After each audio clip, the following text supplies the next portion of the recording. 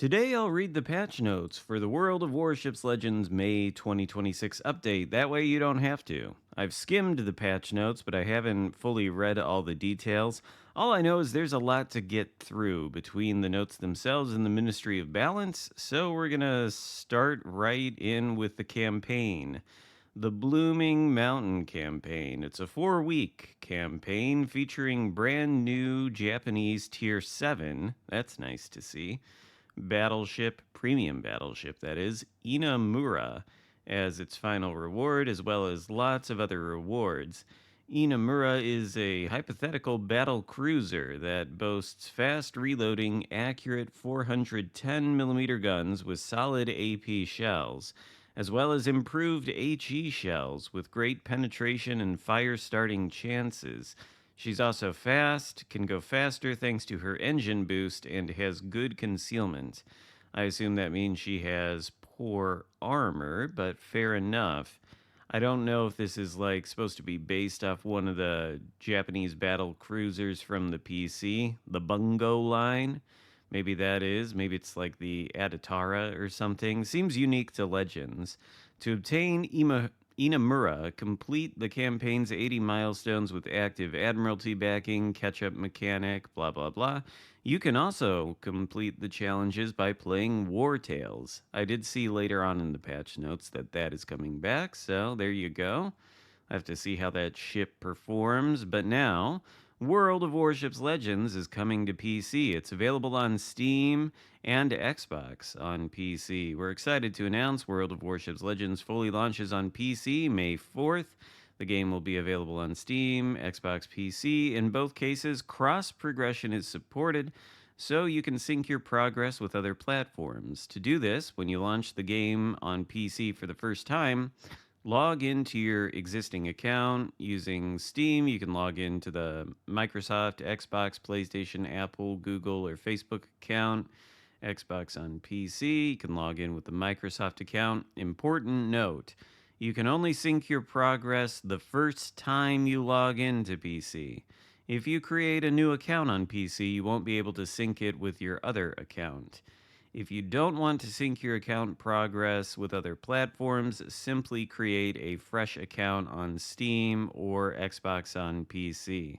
I don't know why anybody would do that. I'd say sync your account, have all that stuff carry over. I don't know that anybody would want to start from scratch, would they? In-game benefits for Xbox Game Pass subscribers. Oh, maybe this will make that worth having. I've heard a lot of hullabaloo that Xbox Game Pass is not good for the price anymore. But if you have it, then good news. Starting May 4th, you can get access to special weekly missions that provide important resources and rewards, promotion orders, camos, and a bunch of boosters. Please note, the mission chain can be progressed only when playing the Xbox version or the Xbox on PC version of World of Warships Legends. If you are a PC Game Pass subscriber, you cannot obtain or complete the weekly mission on Xbox. Once you complete the mission, all rewards become available across every platform you play on thanks to cross progression. On top of that, starting May 4th, every Xbox Game Pass subscriber will receive 2,500 doubloons as a one-time reward. Okay, well, that's better than everything else, I suppose. Those who join Xbox Game Pass later will also receive this bonus. Well, that would be enough to afford the Admiralty backing, I suppose. Moving on, though, Golden Week 26. New skins and calendar from May 4th to June 1st. Celebrate Golden Week with new looks for Aoba, Kagero, Musashi, Fubuki, Akatsuki. You'll find these skins and more themed content in the Golden Week 26 crates and the store. Several of these crates are available for free via the Blooming Mountain campaign and the new calendar. The new Spirits in the Wind 3-week calendar is also inspired by Golden Week. Its rewards include a Golden 26 crate, themed camos, and the commander guy's Keide Kawashiro, a devoted koinobori maker. I have no idea what any of that means, but alright, it's a guise for the calendar. The Roman Empire is back. Roman Empire is returning to Legends May 4th. You can find new Roman style cruiser Legate, Legate, and I don't know, and other Italian premium ships in the Mare Nostrum bundle, as well as collected denarii to exchange for Roman themed permanent camos, skins, and a gladiatrix commander, guys. We'll reveal more details in a dedicated article on Monday. Oh boy, the crafting station. Haven't seen that in a while. The crafting station also returns on May 4th. This time with a Roman Empire theme. Combine spare global XP, promotion orders, credits, days of premium account, insignias, and doubloons to unlock a Roman Centurion Commander Guise, new Italian battleship Mark Antonio Colonna, and other rewards. More details are coming Monday in a new article on the Roman Empire event. I think I have this thing on PC, this Colonna thing, and I'm pretty sure it's like a secondary focused Italian battleship with SAP secondaries. I would assume maybe the same thing for this game. I don't know if it'd be worth the crafting station. I guess we'll see. New permanent port, Taranto. Italian vibes are everywhere. Starting with the new update, you can enjoy the Taranto port with improved visuals.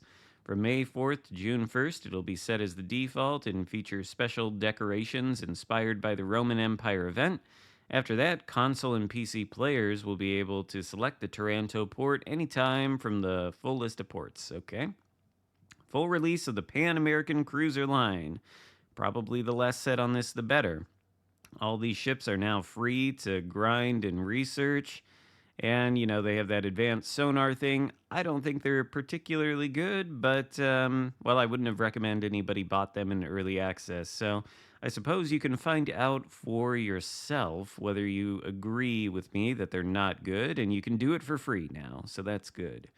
War Tales are back with 7 returning scenarios. War Tales make an epic comeback with the 7 past tales: Frost Sword, Bleeding Heart, Chainbreaker, Hunt for Bismarck, Double Strike, Hailstone, and Hidden Snake. We've rebalanced all the tales to make them even better. Play your favorite PvE scenarios, improve your skills in unique challenges.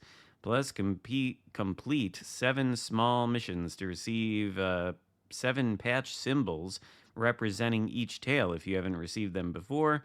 This time, War Tales will be available till August 3rd. Oh, wow. Okay, so that it's going to be available for months then. Okay. Oh, and there's a code there. You can get a spring crate and some camos if you redeem it. Arpeggio of Blue Steel, Ars Nova is back. From May 4th to June 1st, this thing is returning to Legends with all previously released content. Visit the store to discover your favorite characters as commanders, various ships, including Arp Musashi, Arp Nachi, and Arp Kirishima, and more content inspired by the Arpeggio universe, like a special skin for Yamato and other goods. Please make sure to complete a free mission between May 4th and June 1st to receive 1 Arpeggio crate and 1 Arpeggio 2 crate. And there's a list of contents if you want to look at it.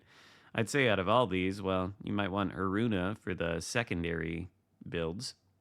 Ranked Anniversary, Seasons 100 and 101. Oh, wow, okay. We've prepared something special for those feeling nostalgic. From May 12th to 18th, join Ranked Season 100 and battle exclusively with Tier 5 ships released before the end of 2019 when Ranked Season 1 launched. This list includes several Tech Tree and premium ships: Mahan, Pensacola, New Mexico, Aoba, Fubuki, Fuso, Icarus, Queen Elizabeth, Nuremberg, Gaeta, Bayern, La Galissonière, and Normandy, Arizona, Warspite, De Grasse, Graf Spee, Mutsu, Dunkirk, T-61. Oh, wow. Yeah, that is a blast from the past. You'll also battle on classic maps, revisit original scenarios returning from 2019, and earn double steel along the way. If you think you're missing a premium ship you'd like to play this season, grab a free coupon in the store for a 50% discount on Arizona, Warspite, De Grasse, Graf Spee, Mutsu, Dunkirk, and T-61. A lot of those are really good premiums, actually. Coupon is available from May 4th to 10th and active until June 1st. Season 101 runs similar to Season 100. It will only allow Tier 5 battleships, cruisers, and destroyers, but this time you can also play as newer ships. Much like Season 100, you'll return to classic maps and revisit original scenarios from 2019. Additional rewards: May 12th to 25th, complete a special mission playing ranked battles to earn additional steel, along with a unique anniversary flag and patch. Additional missions and store offers: the Sea Calls mission for new profile name backgrounds. Okay, you can complete this mission to receive 2 new backgrounds for your profile name and a set of rare boosters. Space themed bundle. May the 4th be with us. If you visit the store, there's a Stellar 3 container which can drop space themed commanders. Too bad there's no actual Star Wars collaboration. I assume that's too expensive. Victory in Europe Day, camos, Battle of the Denmark Strait, unique skins for Bismarck and Hood, Remembering Jutland, discounted themed bundle, British Cruiser, Tiger 59 with a special permanent camo, and German Cruiser Leipzig with the skin inspired by the Battle of Jutland. Okay, those will be in the store in themed bundles, I suppose. And then the balance changes. There are a lot of those. There's a whole rework from what I saw: the Italian destroyers, a couple other ships, and then some commander stuff. I don't think there's any crazy all platform or bug fix improvements here, so we're just going to jump into the Ministry of Balance article because there's a lot here, okay? Italian destroyers rework. Lione added an optional upgrade that swaps AP for SAP. Okay. Main battery reload time with SAP is increased to 9 seconds. SAP shells deal 2,350 damage and can pen up to 34. Ship HP buff to 15,000. Added main battery reload booster consumable as an option to the same slot as engine boost. 2 charges, 120-second cooldown, 15-second duration. Oh, okay. I think they buffed Leone a while back into a halfway decent ship. This is kind of interesting. FR-25, I already thought that thing was pretty good. Reload buff, 5.5 seconds. SAP shell damage buff, 3,250. Main battery HE shell damage buff, 2,200. Added standard smoke generator consumable option in the same slot as exhaust generator. 2 charges of that, 240-second cooldown time, 20-second duration, dispersion of the smoke, 85. Okay, well, I'm interested in playing that, I suppose. Paolo Emilio. It's about time that they did this. Added an optional upgrade that swaps AP shells for SAP. Main battery reload with SAP increased from 10.7 to 12. Come on. It doesn't need to be that long, does it? SAP shells deal 3,000 and can penetrate up. Why do we have a 12-second reload and the Tier 7 Paolo Emilio SAP shells, which do 3,000, but on the FR-25 we can have literally less than half that, 5.5-second reload, and they do 3,250? Is it just because Paolo has more guns? I mean, don't get me wrong, I like the SAP. Paolo should have had SAP from the beginning, but I think the 10.7-second reload time, I don't think they needed to nerf that. We'll see, I guess. Removed long-range AA battery. Paolo's 135mm guns are not dual purpose and should not combine with AA defenses. Okay, and then they increase the AA damage a little bit. Add a DFAA consumable to slot 4, 3 charges. Okay. Turbine, main battery firing range buffed. Torpedo damage buffed.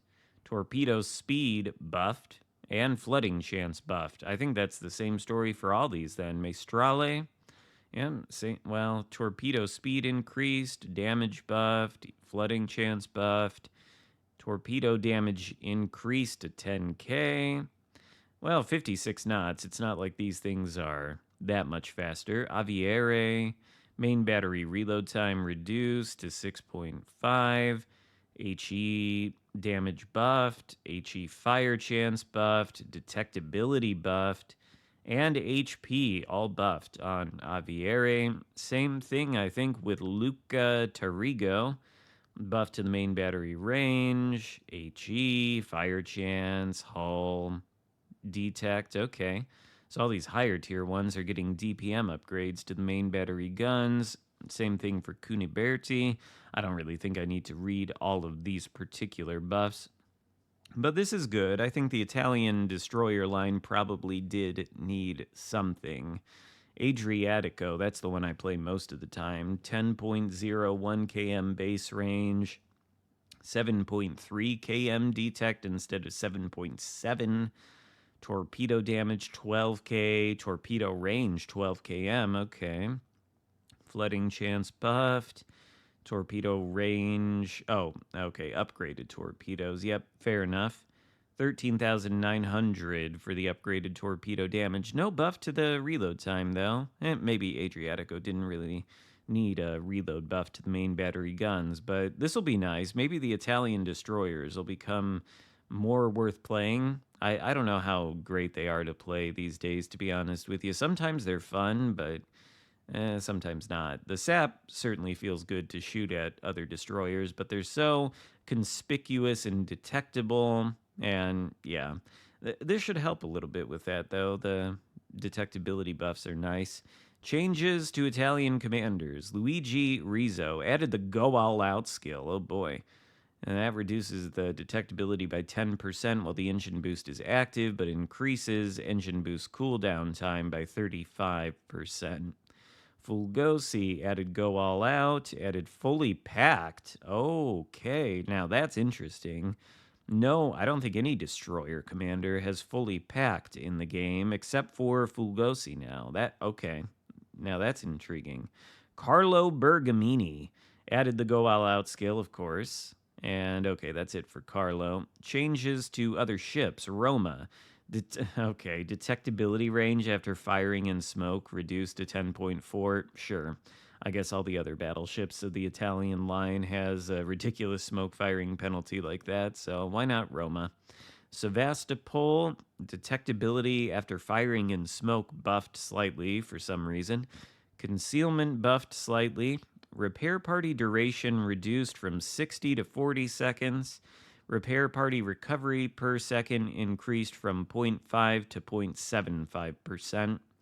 Napoli added enhanced secondary targeting consumable to the third slot as an alternative to catapult fighter. Good, good. That'll make the secondary builds on Napoli make even more sense. It kind of was unfortunate you couldn't use the targeting consumable and were just forced into fighter, but cool, they fixed that. Francesco Caracciolo's secondary battery range increased to 5.5 km. Colombo secondary battery range increased to 7. And improved enhanced secondary targeting consumable. Number of charges 3 to 4. Cooldown time only 120 seconds. Secondary battery shell grouping increased by 25, 2 to 2.5 sigma. Secondary battery dispersion reduced by 20%. Okay, well, we'll build Colombo for secondaries. Catalunya, bit of a concealment buff when firing in smoke. Bit of a just concealment buff all around. HP buff. Andalusia. Main battery reload reduced to 24 seconds. Castilla gets the main battery reload reduced by 1 second. Mutsu and Mutsubi improved dispersion with a new variant of Japanese dispersion inspired by Amagi. I don't know how good that is. Turret rotation speed increased by approximately 18%. That means it's slower by 18% then if it's increased, so that's a nerf. Okay. Rudder shift reduced by 6% to match that of the sister ship Nagato, and then added engine boost. Okay. Fuso. Improved dispersion with a new variant. Okay. So Fuso, and Heat Ray. All of them get the new Amagi dispersion. Francesco Ferruccio. Main battery reload time reduced to 10 seconds. Added sonar to slot 3 as an alternative to fighter. Added main battery reload booster to slot 4.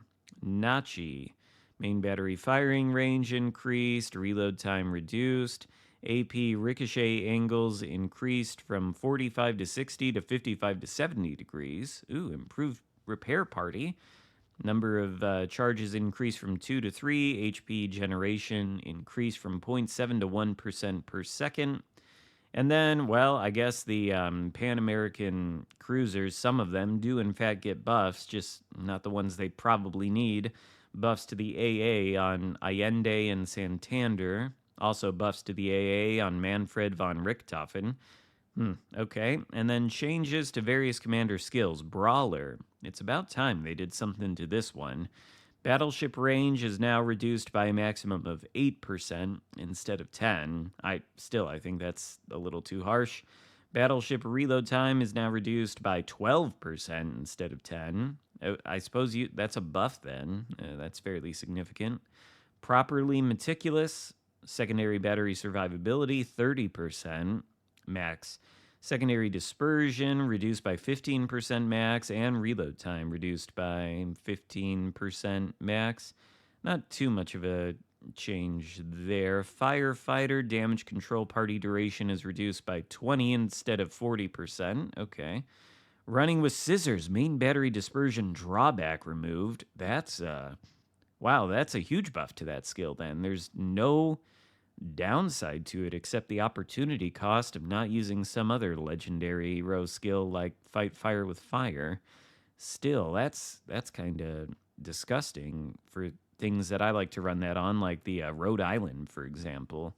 We don't need to have any less accuracy on the Rhode Island when we're buffing the reload, the damage and whatnot. Does running with scissors also buff the reload? I can't remember.